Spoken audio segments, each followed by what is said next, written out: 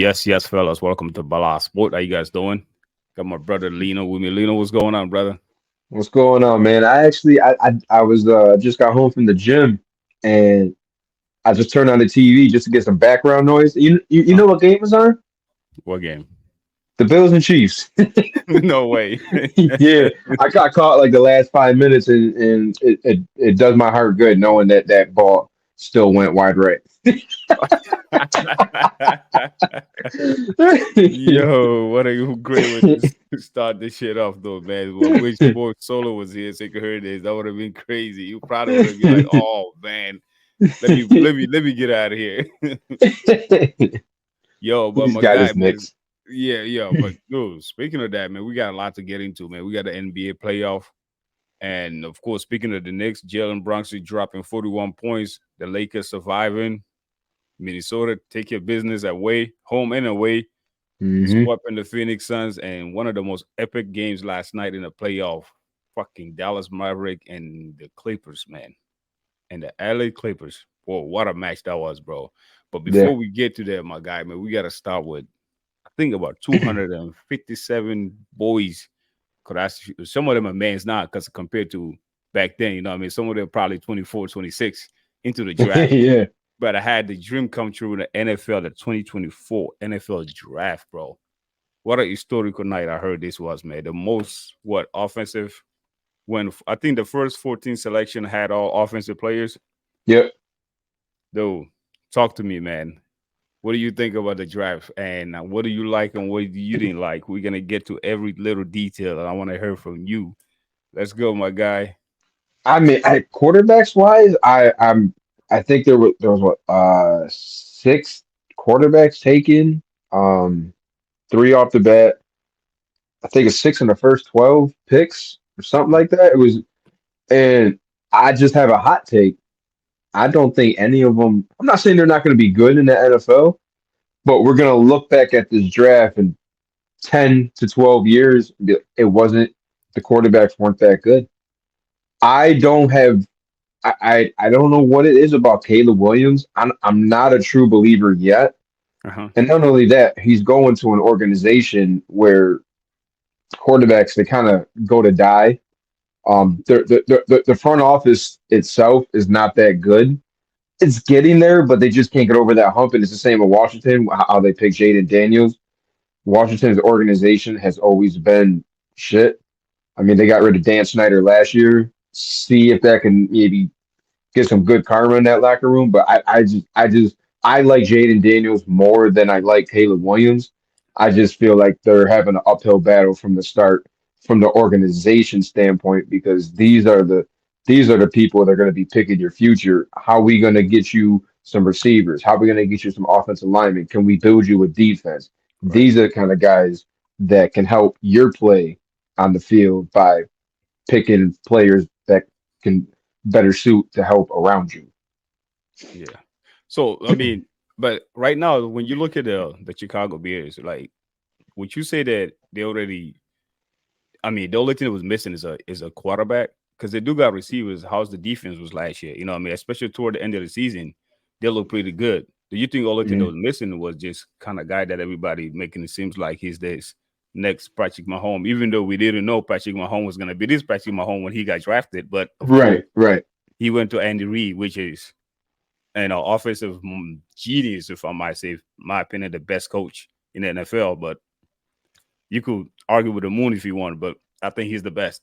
But don't you think that Chicago Bears already the only missing piece is what they just drafted the most important piece right now? Yeah, I mean for sure you definitely want your number one pick to be your guy going forward, and that is your quarterback.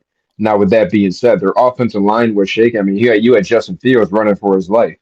Right. So I hope that they shaped up their offensive line a little bit. I don't know exactly what they did later in the draft, but I'm sure they got some O line in there because everybody knows that they needed that.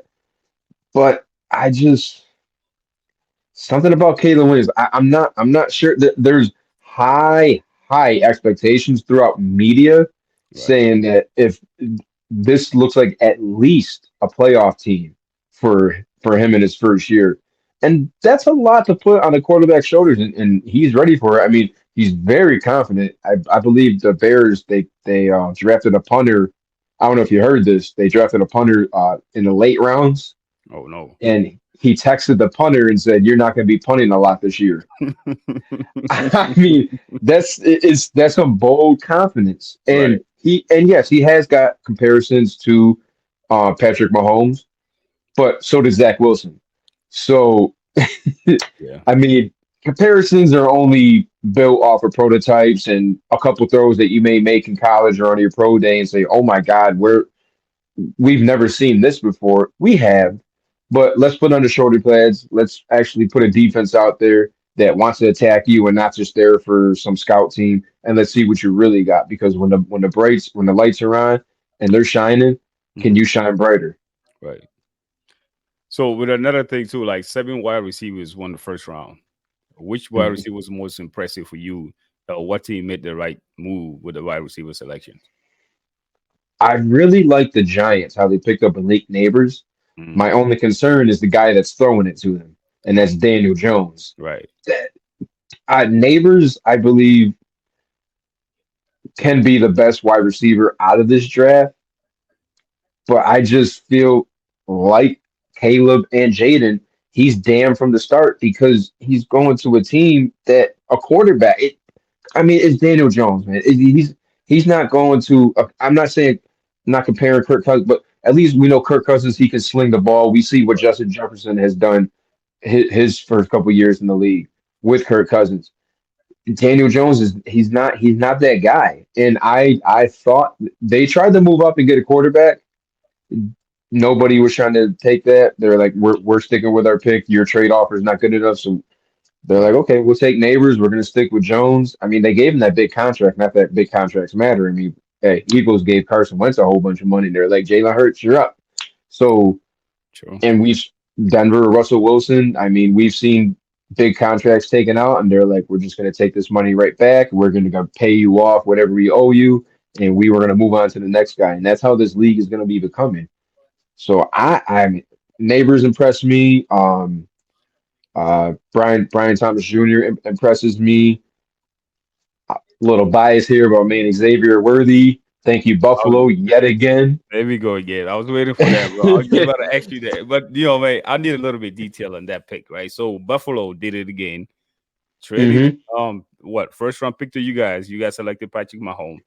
And then hmm now you guys want to select a guy that's got the speed. I'm not saying he Tyreek, Yeah, but I know there's a lot of comparison. People saying, "Oh, Kansas City Chiefs trying to replace Tyreek," but I think they really need to replace Tyreek because they already won 2 Super Bowls without Tyreek. This is correct. just another guy that's about to show up. That's Patrick Mahomes is gonna mm, break it out for Yeah, me. How Patrick Mahomes gonna use this brother, man? yeah, man. This is just the rich man winning, scratching off a lottery ticket and hitting $1 million. I mean, it doesn't hurt. You know what I mean? It don't hurt to get some speed. And now we're starting to. Hey, Hey, Sally, this guy. welcome, my Hey, brother, man. Welcome, what's welcome, go? welcome. What's hey? I made it. Barely made it. Yeah, we are here just jumping into the NFL draft first, and then NG is telling me the 7 wide receivers the one first round. He's telling me which he's more impressive with. And now he's just giving us a take on the Kansas City Chiefs and the Buffalo Bills trading. I mean, well, giving them another pick. I knew I knew this was coming. I just think the Bills. I don't know what Brandon B. I get what the Bills are trying to do. Go back, get more capital. I get it. I just feel like there's just a rule in the league. You don't trade within your division. You don't trade within a team in your conference that you're battling for. But hey, they say that they got their guy. Josh Allen says that he wanted Keon Coleman, so you guys got Keon Coleman. So I mean, it worked out. You got your picks. It worked out for you guys. But Xavier Worthy, man, a 4.2140. And he's not just a speed guy. He can run routes. He can stop on the dime. And he can lower the shorty. He can hit. A lot of people are worried, his height, his weight. Yeah, yeah, they said that about Tyreek too. They said he's He all he, speed. he like 170, right? And they also said that about Yeah. Deshaun Jackson back in the days. Yeah, You know? and Xavier Worthy, he's definitely more defined in his route running than Tyreek is when he came out. He's not going to beat Tyreek. Nah, He's he's just not. his route tree is just already there. Where Tyreek Hill had to work on his in the NFL because he was already just a speed demon. He had his moments, but he was more of a special teams player that kind of got on the scene in college, and then all his college troubles that knocked him down to a fifth rounder for us. But yeah, I love all the receivers. Like I said, I think Malik Neighbors will be the best receiver of this draft, talent wise. If he can get a quarterback that's not named Daniel Jones, I think he'll have better success in this league. It is hard to tell though. We won't find out until 2 3 years from now Yeah. which draft picks were good. But I mean, like you said, the Bills, they had so many voids to fill. What they did was more picks, and I know how the perception. The last time the Bills exchanged picks with Kansas City Chiefs, they got Patrick Mahomes. But like with Right. Brandon Bean, he's a GM. He was looking at filling out the voids in the team. He didn't care which team showed up to do a trade. It's us Mhm. fans. It's us fans that get caught up in why are you helping the Chiefs. We're not helping the Right. Chiefs. Guess what? If the Chiefs wanted him, they would have got him. If the Buffalo Bills were not willing to switch, they would somehow manage to get him.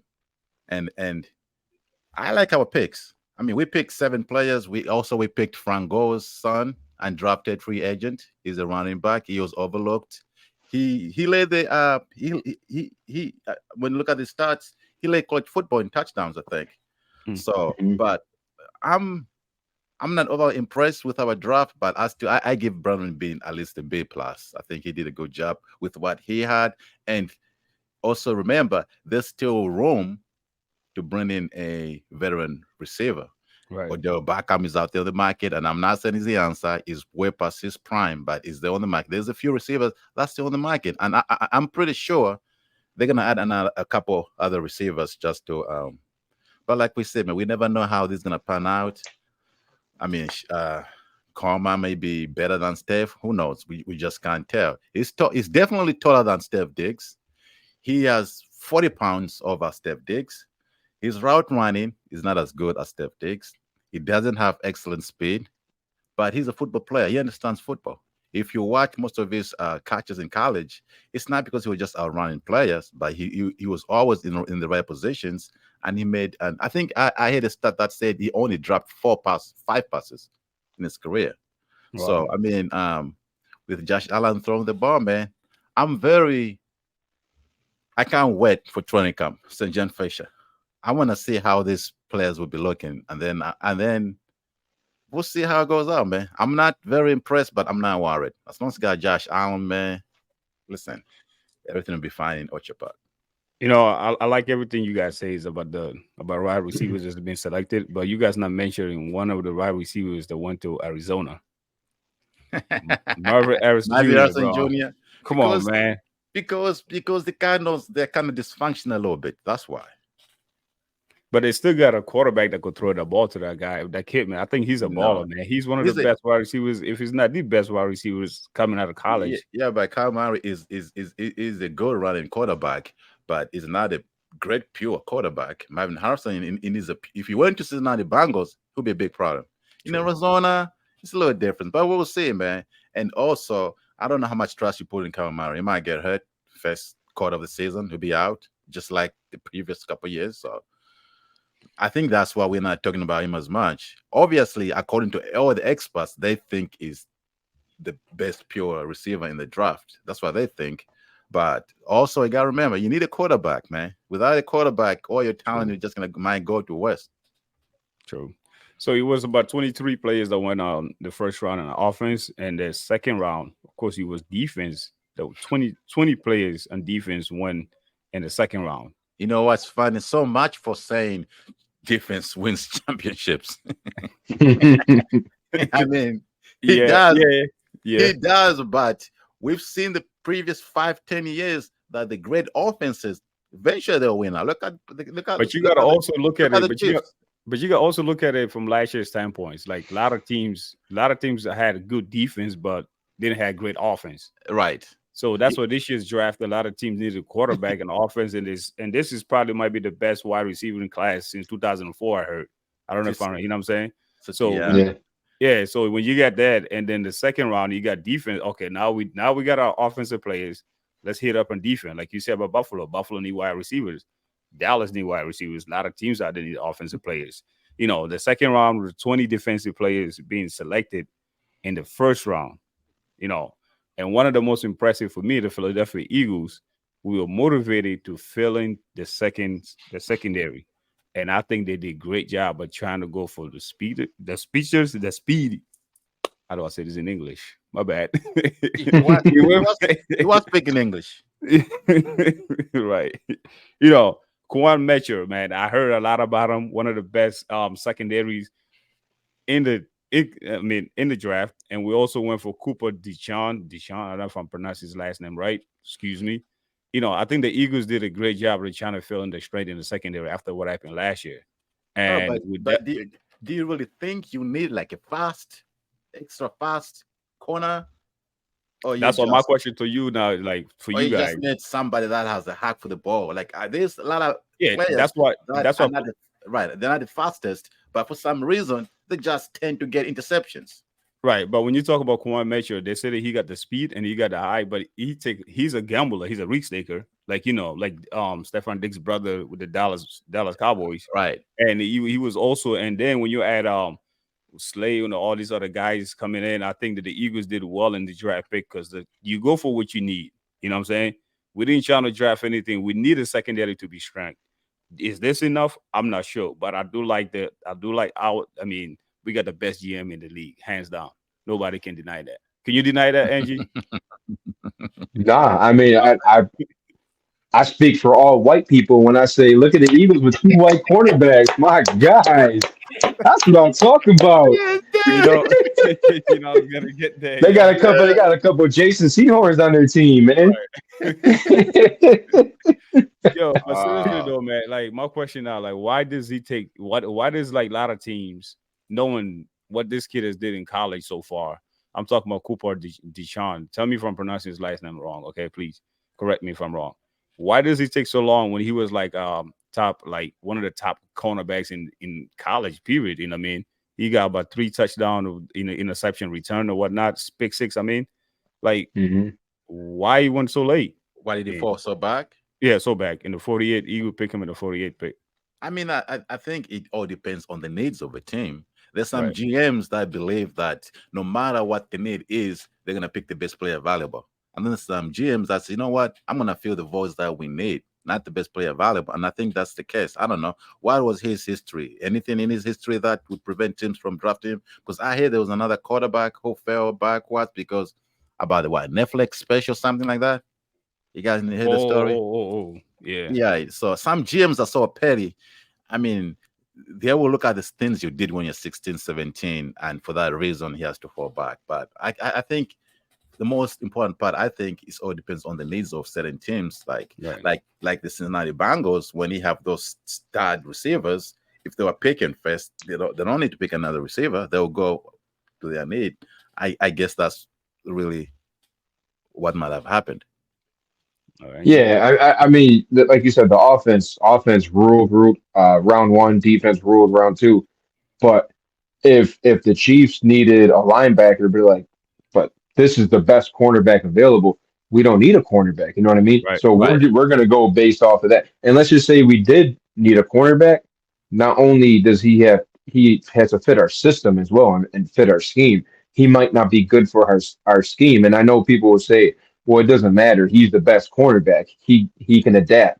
That's Right, not how that. Sometimes that's not how these GMs think.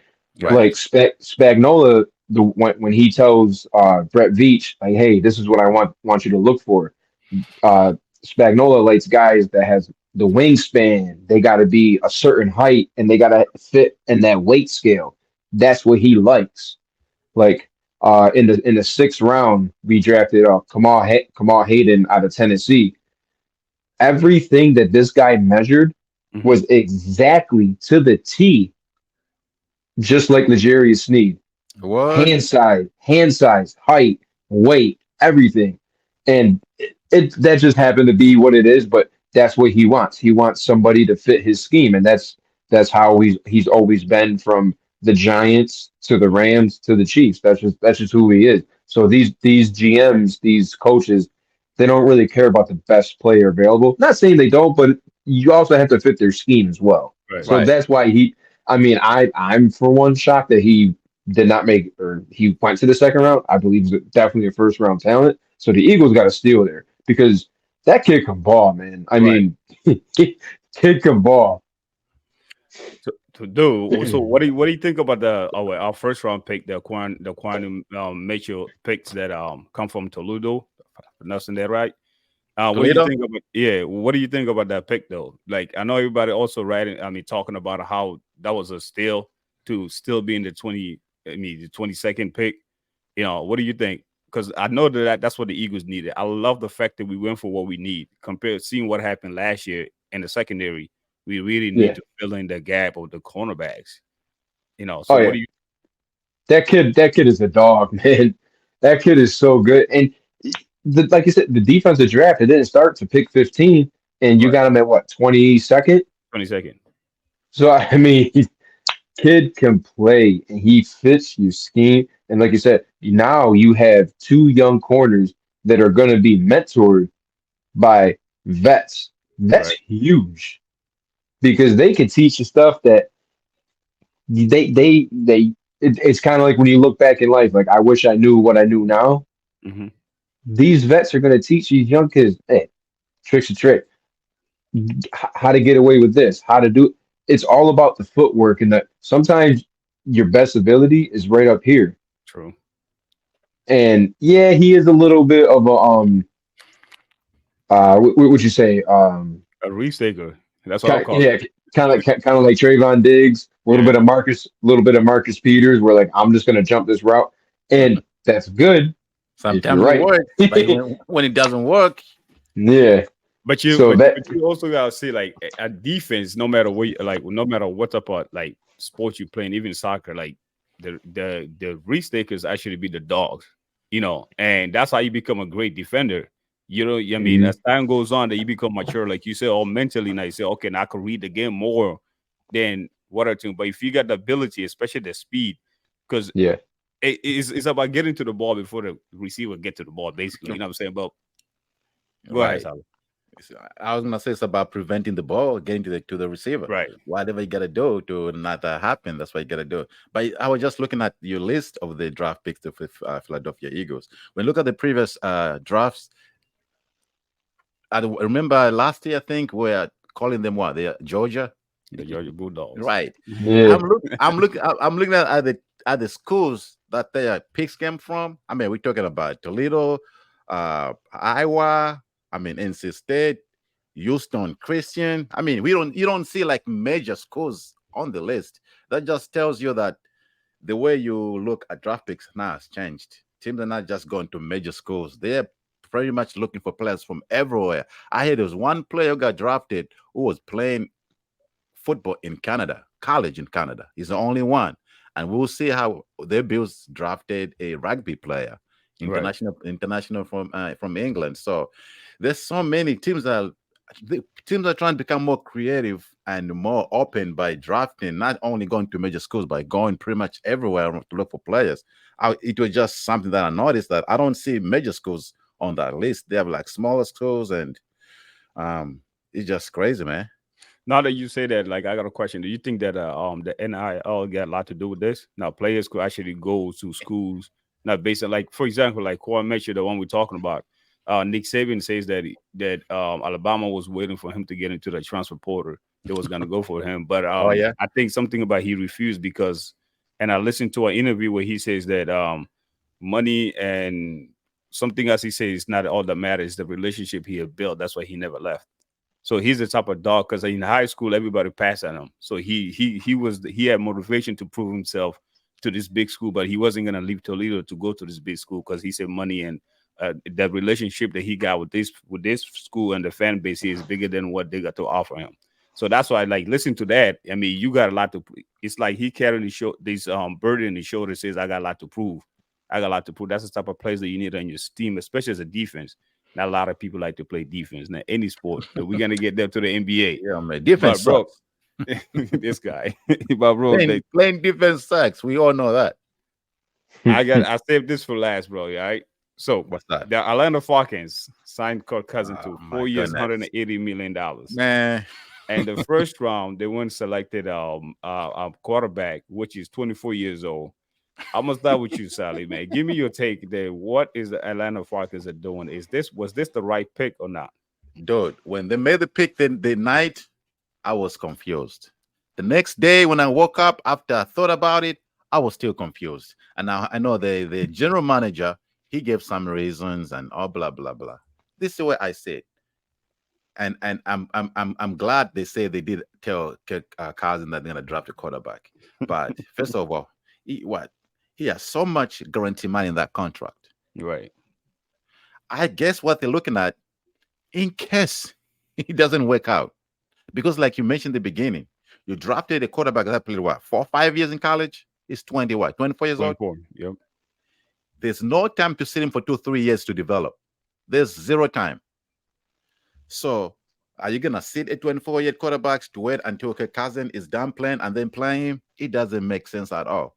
Are they just hoping that Kirk Cousins just don't play well and just let him go and just eat money and start the new quarterback?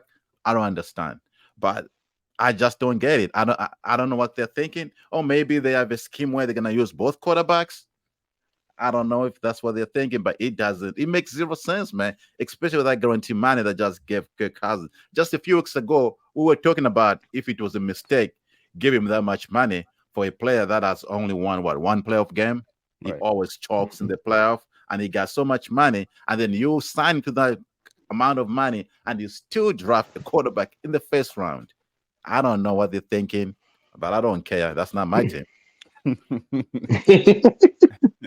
No, I think Arthur Blank was very, very. I think he was thinking just like you. He's like, "What the hell were they thinking?" If you see that clip of him going into the draft room and talking to the GM, he'll look like, "Hey, like, what were you thinking here?" Yeah, but And he's like, "Oh yeah, we took the best quarterback available." But don't Arthur Blank has the final say as the owner? I don't know. Well, he should. Some don't, man. Some just trust their GM and their head coach. Yeah, and also when you I heard the GM, well, I read somewhere the GM says that we got a quarterback for now and quarterback for the future. But he's 24 years old, right? So, and again, for me, is it because the amount of money they pay Kirk Cousins, or is it because of Billy Kirk Cousins still got another 3-4 years in him?